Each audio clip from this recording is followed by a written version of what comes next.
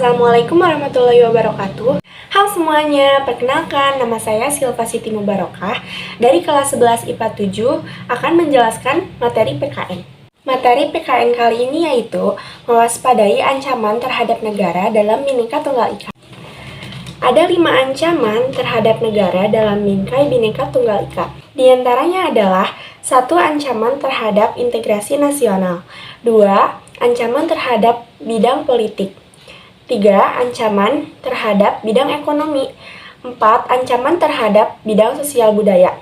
Dan yang terakhir, yaitu yang kelima, adalah ancaman di bidang pertahanan dan keamanan. Kali ini saya akan menjelaskan tentang poin kedua, yaitu ancaman terhadap bidang politik. Ancaman di bidang politik adalah setiap usaha dan kegiatan baik dalam negeri maupun di luar negeri yang dikategorikan sebagai hal yang membahayakan dan memecah belah persatuan dengan mengatasnamakan politik. Ancaman ini dapat terjadi baik di dalam negeri maupun di luar negeri. A. Ancaman integrasi di bidang politik dari dalam negeri. 1. Gerakan separatis.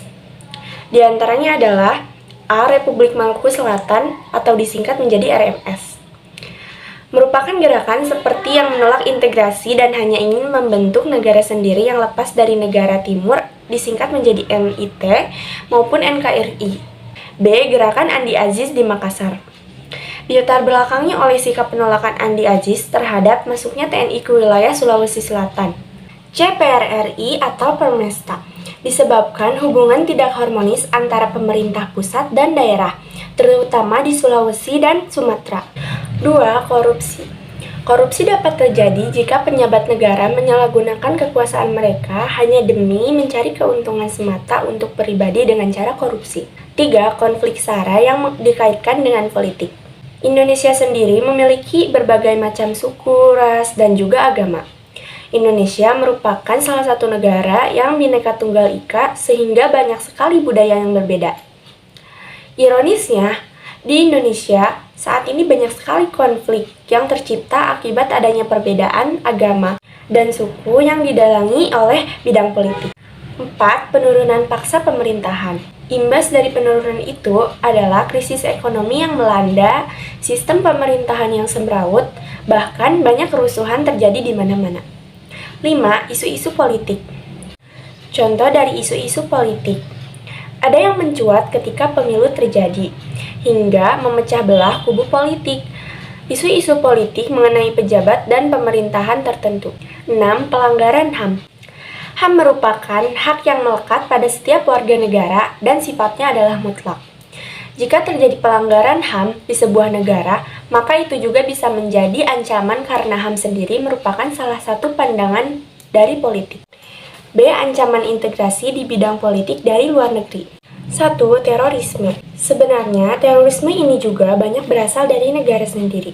Tetapi baru-baru ini yang menjadi populer dan mengkhawatirkan negara-negara di dunia, yaitu kelompok terorisme dari luar negeri, yaitu ISIS dan semacamnya.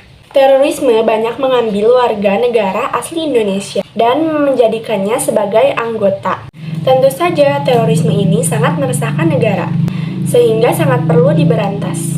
Terorisme ini sangat menyebabkan ketidakstabilan negara, mengguncang ekonomi, dan juga kondisi sosial budaya masyarakat. 2. Negara lain yang ikut campur masalah internal Indonesia. Ini berasal dari luar negeri.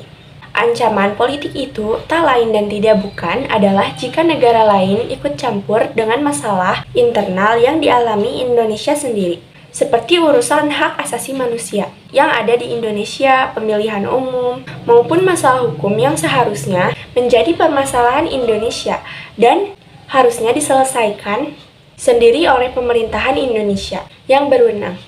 Sekian materi yang dapat saya sampaikan, kurang lebihnya mohon dimaafkan. Wassalamualaikum warahmatullahi wabarakatuh.